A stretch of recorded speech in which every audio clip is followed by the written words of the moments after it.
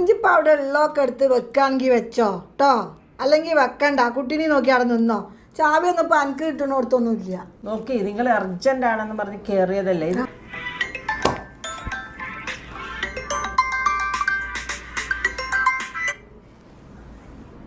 Hello hello hello, നോക്ക് മോളെ അമ്മായിയമ്മ ഇവിടെ എൻ്റെ മുമ്പിൽ ഇരിക്കുന്നുണ്ട്.